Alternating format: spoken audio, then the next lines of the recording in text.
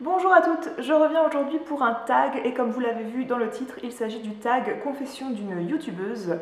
C'est un tag qui est assez ancien, ça fait à peu près 3 ans que je l'ai déjà vu sur plusieurs chaînes, sauf que j'avais pas répondu à ce tag et que Gaëlle de la chaîne Mademoiselle Papote a pris l'initiative de reprendre ce tag et d'y répondre et ça m'a fait envie également d'y répondre. Confession d'une youtubeuse, c'est-à-dire que ça va pouvoir un peu vous montrer un peu l'envers du décor de cette chaîne YouTube, c'est pour ça que je trouvais ce tag intéressant. Youtubeuse, c'est un terme que je n'aime pas du tout personnellement.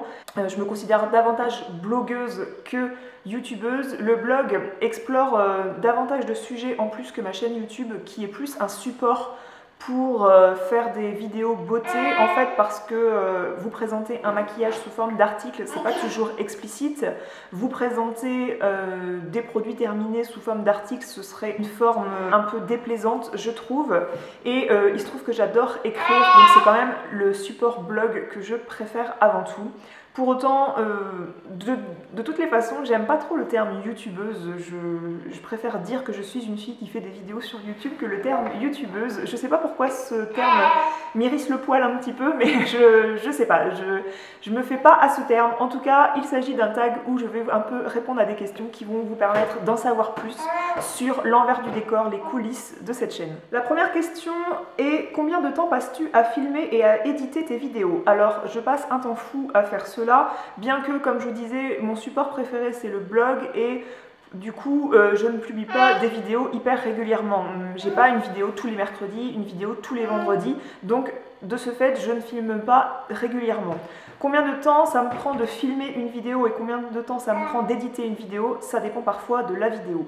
Je m'explique, vous filmez un maquillage, le temps de filmer, ça prend le temps d'installer en fait, et ensuite le temps de réaliser le maquillage, de faire quelques photos pour la miniature de la vidéo et pour illustrer l'article du blog. Donc ça, on va dire que ça peut me prendre 1h30. Ensuite, l'édition de la vidéo et tout ce qui concerne les alentours de la vidéo, c'est-à-dire quand on fait une vidéo, comme je vous disais, on fait une miniature qu'on va recadrer, retoucher.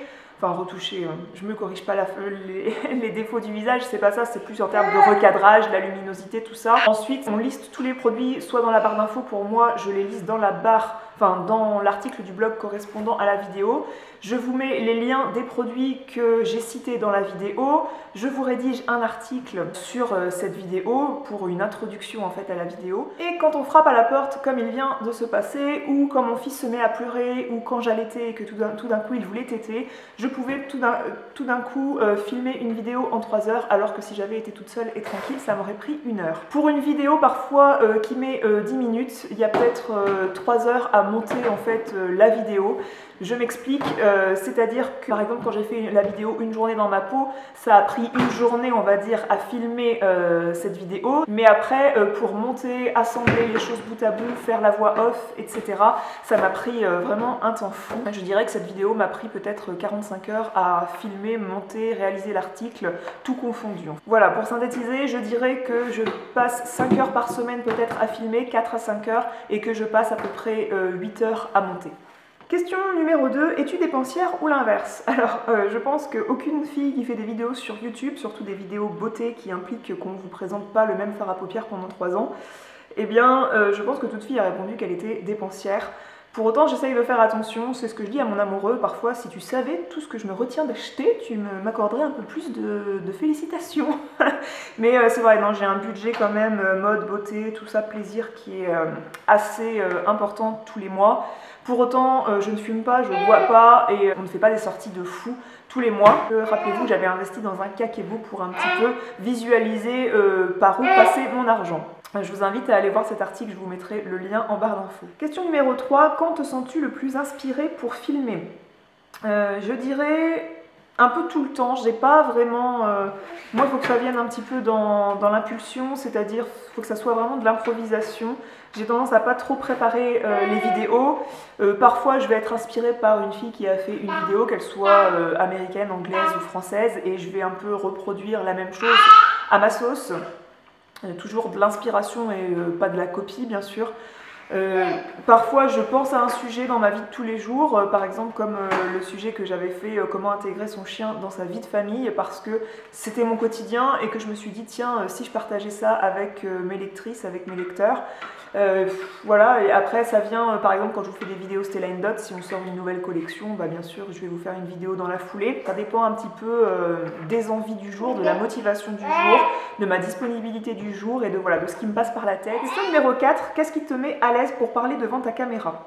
Alors, tout simplement quand je suis toute seule chez moi, parce que ça peut paraître bizarre mais je déteste filmer quand mon chéri est là, parce que voilà, je suis pas du tout à l'aise. Tout simplement aussi quand mon petit chouchou dort, parce que là vous voyez, vous l'entendez un petit peu gazouiller et j'imagine que c'est pas toujours agréable pour la personne qui écoute une vidéo pendant 20 minutes d'entendre le petit soit gazouiller soit crier parce qu'il a découvert qu'il avait une voix. Qu'est-ce qui me met le plus à l'aise pour parler devant ma caméra? C'est quand j'ai une jolie lumière. Alors moi je n'ai pas du tout d'éclairage artificiel et j'aime bien filmer face à cette baie vitrée parce que c'est là où la lumière naturelle renvoie mieux et où j'ai une meilleure tête. Après je pense que prendre une caméra, se filmer en train de parler d'un sujet, c'est pas si compliqué qu'on se l'imagine. Et moi qu'est-ce qui me rend à l'aise finalement, c'est que j'aime le sujet dont je parle, c'est-à-dire que c'est comme une soutenance à la fac. Si vous êtes à l'aise sur votre sujet, si vous connaissez votre sujet sur le bout des doigts, votre soutenance de 20 minutes, elle va se dérouler, elle va passer comme une lettre à la poste.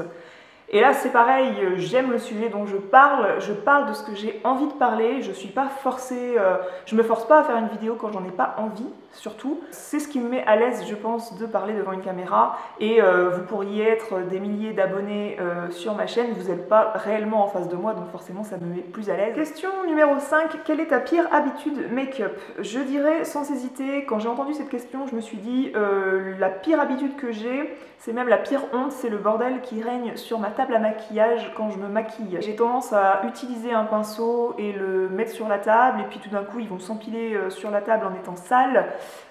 Voilà, tous les trucs, tout le bordel que j'ai sur cette table à maquillage, dont je fais le rangement un peu trop peu souvent justement. Une citation que tu aimes? Il y en a plein que j'aime, il y a plein de citations que j'aime bien, et je pense à 2 citations. Il y en a une, c'est que tout le monde est un génie, sauf que si vous apprenez à un poisson à grimper aux arbres, il passera sa vie entière à croire qu'il est stupide. Vous avez compris ce que cette citation veut dire, c'est-à-dire que tout le monde est doué dans quelque chose, le truc est de trouver un petit peu sa voie. La deuxième citation qui me plaît bien et qui est assez véridique, autant sur YouTube que sur un blog, que dans la vraie vie, on reçoit un petit peu ce qu'on donne, c'est-à-dire que si vous envoyez de la merde, vous recevrez un peu de la merde. Les cons sont souvent entourés de cons, du moins j'espère, mais voilà, si ça se voit aussi sur le blog, j'espère que si vous restez, c'est parce que je vous envoie des bonnes choses, et du coup c'est ce qui fait que j'ai des belles personnes, je pense, sur la communauté qui me suivent. Question numéro 7, combien de temps passes-tu pour te préparer tous les jours? Tous les jours dans mon quotidien, je passe vraiment 20 minutes, douche, brossage de dents, on va dire, habillage, repasser mes vêtements s'ils ne sont pas repassés, voilà, tout ça. Je passe 20 minutes à peu près pour la partie, on va dire, hygiène. Je ne me coiffe pas le matin, je laisse mes cheveux vivre leur vie et ils s'en portent pas trop mal. Si bien sûr je fais un soin, si je me maquille, vous pouvez ajouter 20 minutes à ça, donc voilà.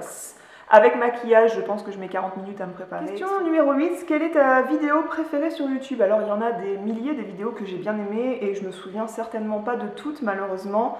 Je vais plutôt répondre par un type de vidéo. Je suis pas voyeuriste réellement. Je pense que comme tout le monde, j'ai ce côté qui aime bien savoir et qui aime bien connaître un petit peu la vie d'une fille sur YouTube ou d'un mec sur YouTube que je peux suivre. Moi si je fais pas de vlog régulièrement, c'est que je trouve pas ma vie particulièrement intéressante et que vlogger ma vie, ce serait aussi vlogger la vie de mon amoureux et de mon fils, et ça, il en est hors de question. Et honnêtement, on n'est pas à fond dans le week-end en famille, par exemple, si je passais mon temps à filmer pour vous, je serais pas à fond dans le week-end en famille, c'est pas forcément agréable pour les personnes qui sont avec vous. Donc pour autant, moi, j'adore regarder les vlogs de voyage, ça me fait m'évader en fait, et j'aime bien regarder les vlogs des personnes qui ont bien sûr des centaines de milliers d'abonnés et qui ont bien sûr une vie intéressante, c'est-à-dire que la fille qui se filme en train d'aller faire ses courses et faire le ménage chez elle, éditer une vidéo, voilà. c'est vrai que ça m'intéresse pas, on en voit une, on en a vu 10. Une journée de travail, ça peut m'intéresser parce que ça me permet de découvrir autre chose. Le travail de la personne va pouvoir m'intéresser parce que je trouve que c'est un contenu intéressant. On critique beaucoup Enjoy Phoenix, mais bien sûr, sa chaîne de vlog, bah, moi je la regarde parce que voilà, qu'elle est volée en hélicoptère au-dessus du Grand Canyon, et ben c'est de l'exotisme finalement, c'est quelque chose que je ferai peut-être jamais, et du coup, oui, je suis amenée à regarder.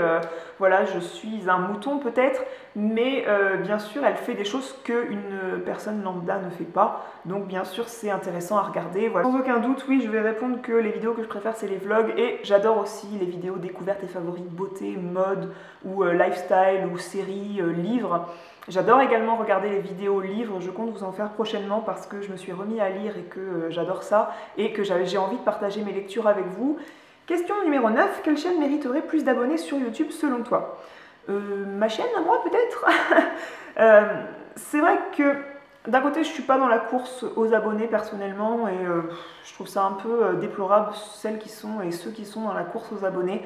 Pour autant, c'est vrai que quand on passe le temps que je vous ai dit pour la première question dans le montage d'une vidéo et qu'on voit qu'on met des semaines à avoir 1000 vues, et ben c'est vrai que c'est un peu décevant par rapport aux vues qu'ont certaines personnes. Mais des fois je me dis, voilà, j'ai 500 vues et je me dis, il y a 500 personnes qui ont pris le temps de m'écouter en train de parler de mon mascara préféré, je trouve ça dingue. Je pense qu'à partir du moment où le contenu est intéressant et que la personne ne dit pas de bêtises et qu'elle a passé du temps à faire du montage, à faire en sorte que sa vidéo soit agréable à regarder, je pense que toute personne mérite d'avoir pas mal d'abonnés. Question numéro 10, quel est le moment qui t'excite le plus dans l'année à venir?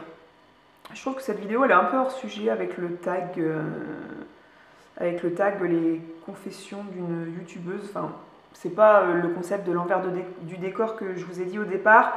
Le moment qui m'excite le plus, alors dans l'année à venir, je vais dire dans l'année en cours, plutôt dans l'année 2016, j'ai hâte d'aller en vacances la mi-juin, d'ici peu. Peut-être que je publierai cette vidéo d'ailleurs au moment où je serai en vacances. J'ai hâte d'aller au mariage d'amis au Portugal. J'ai hâte des nouvelles collections chez Stella & Dot. J'ai hâte de l'anniversaire de mon fils début juin. Voilà, j'ai hâte qu'il marche. Voilà. Quel est le moment le plus maladroit que tu aies filmé?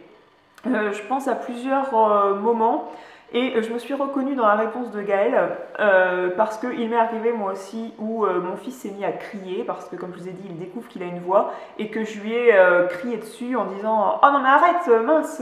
Et quand j'ai importé les fichiers sur mon ordinateur et que je me suis vue lui crier dessus, enfin c'était assez impulsif. C'était assez impulsif parce que ça faisait plusieurs fois que je disais une phrase et que je filmais cette phrase et que j'en avais marre et que j'ai dit non mais arrête, et que le pauvre il a même pas 1 an, il comprend pas, et tout ça pour une vidéo YouTube. Je me suis dit non mais t'es flinguée ma pauvre fille, et voilà, là j'ai eu honte en fait, comme disait Gaëlle, exactement, elle a vécu la même situation et clairement j'ai eu honte en fait, tout ça pour une vidéo. Et les autres moments, c'est qu'il m'est arrivé de prendre une photo, une miniature de vidéo, et que j'avais un produit de chez Yves Saint Laurent qui m'a échappé des mains et que j'ai éclaté sur le carrelage. Voilà, le produit à 50 balles peut-être, et bien je l'ai éclaté, il avait servi une fois pour la vidéo, et tout ça pour prendre une photo pour la miniature de la vidéo, je l'avais explosé sur le carrelage. Autre situation qui m'avait mis mal à l'aise et que bien sûr je n'ai pas publié. En général, les choses qui m'ont mis mal à l'aise en vidéo, j'évite. Voilà, faire des vidéos, c'est pas une excuse au suicide social. Une fois, j'avais allaité mon fils et ça filmait encore en fait, et du coup, voilà, on voyait mes seins pendant tout le long de la vidéo parce que, bien sûr, en étant chez moi et en allaitant, je ne prenais pas de précautions pour qu'on ne voit rien.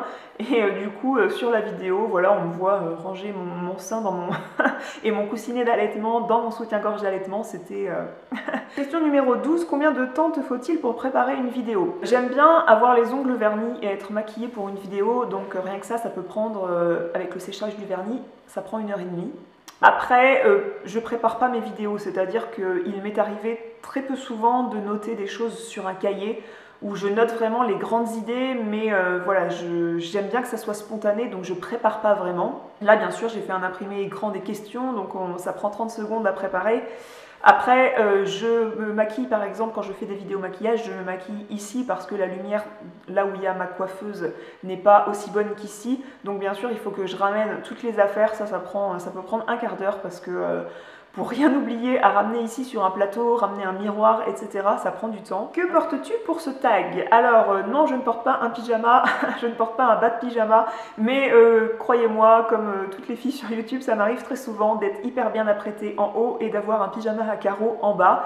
Là par contre, j'ai un jean de chez Carole et j'ai un top de chez 1, 2, 3 et j'ai un collier de ma boutique. Question 14, de quoi es-tu le plus fier dans ta vie? Bah mon fils, sans hésiter, c'est sûr, je suis hyper fière d'être maman, bientôt depuis 1 an, et voilà, c'est l'année la plus rapide de ma vie, mais c'est sans aucun doute l'année dont je suis le plus fière. La fille qui aurait répondu le maquillage que j'ai fait la semaine dernière, c'est la plus grande fierté de ma vie. Non, non, j'avais pas répondu ça quand même, c'est sans aucun doute mon fils, et si j'ai un deuxième enfant, ça sera sans aucun doute mes 2 enfants. Pour autant, je trouve le mot fierté parfois pas adapté. Est-ce que je suis fière de ma vie? Est-ce que je suis fière de mon fils? Est-ce qu'on est fier de sa vie de couple? En fait, moi je poserais plus la question qu'est-ce qui te rend le plus heureux finalement? Et moi voilà, c'est ce qui me rend, mon fils, c'est ce qui me rend le plus heureuse. Ma vie de couple, voilà, le fait que je dépends de personne pour y arriver dans la vie. C'est pas vraiment de la fierté, genre j'ai envie de le montrer, j'ai envie de montrer du doigt à tout le monde ce que j'ai réussi. Non, c'est pas ça. C'est plus le fait que ça me rend heureuse en fait. J'ai décidé de rajouter 2 questions à ce tag que j'avais déjà vu dans des autres tags et que je trouvais intéressant pour vous parler de l'envers du décor. La question numéro 15 que j'ai rajoutée, c'est: t'est-il arrivé de retourner une même vidéo? Oui, ça m'est déjà arrivé. Une fois, j'ai retourné une vidéo pour la seconde fois des bijoux, c'était l'anecdote que je vous présentais parce que j'avais oublié de mettre du mascara. Et avec le maquillage aux couleurs claires que j'avais, on aurait dit plus d'yeux dans le regard. Quand votre chéri vous dit bah, je vais promener chouchou en poussette pour que tu fasses ta vidéo pendant 30 minutes, quoi. Et que tout d'un coup il arrive et que en fait la vidéo est complètement ratée, et bien voilà, ça m'avait un petit peu énervé, mais j'ai refait la vidéo. La question numéro 16 que j'ai ajoutée, c'est quel est le matériel avec lequel tu filmes? J'ai un pied de la marque Vanguard que j'avais acheté dans un magasin d'appareils photo. Je filme avec un réflexe numérique, un Nikon D5100. Et j'ai très envie d'investir dans un appareil photo caméra vlog, on va dire. Mais je me retiens encore. Je monte mes vidéos avec iMovie.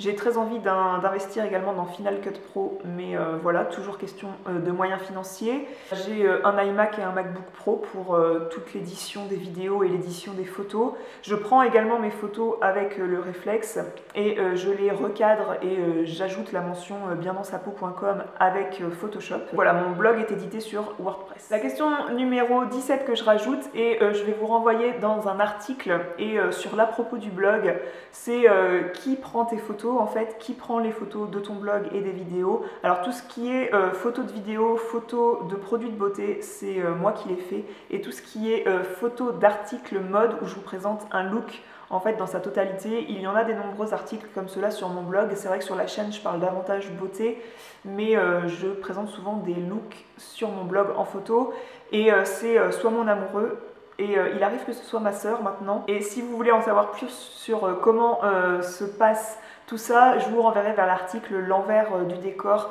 de tous mes articles mode. Si vous avez une chaîne YouTube, si vous êtes youtubeuse, à refaire ce tag, je serais ravie d'aller voir votre vidéo. N'hésitez pas à me renvoyer le lien de votre vidéo en commentaire sous l'article du blog. Je rajouterai peut-être une question 18, tiens, pourquoi je désactive les commentaires sur YouTube? J'y ai répondu un petit peu au début, c'est-à-dire que je me considère davantage blogueuse que youtubeuse. YouTube, c'est pour moi un support pour vous parler de vive voix, pour avoir des animations plus vivantes sur mon blog, mais voilà, les commentaires seront toujours réunis sur le blog parce que c'est mon chez moi tout simplement. C'est aussi une question de facilité pour moi, c'est-à-dire que je mets un point d'honneur à vous répondre déjà, et qu'il est plus facile pour moi de répondre uniquement sur le blog, et il y a déjà les réseaux sociaux, Instagram, Instagram ou Facebook où je réponds aussi, donc ça fait plusieurs supports déjà. Et si je rajouterais YouTube, ça ferait vraiment un peu trop d'endroits et je m'éparpillerais un peu trop. Maintenant, cette vidéo est réellement terminée. N'hésitez pas à venir me dire ce que vous pensez de cet envers du décor, de toutes ces coulisses, de tout ce que je vous ai décrit. N'hésitez pas à me dire ce que vous en avez pensé, si vous êtes surprise ou surpris de ce que j'ai pu répondre. N'hésitez pas à venir discuter avec moi, voilà, sous le blog. Et je vous fais des gros bisous et je vous dis à très bientôt. Ciao!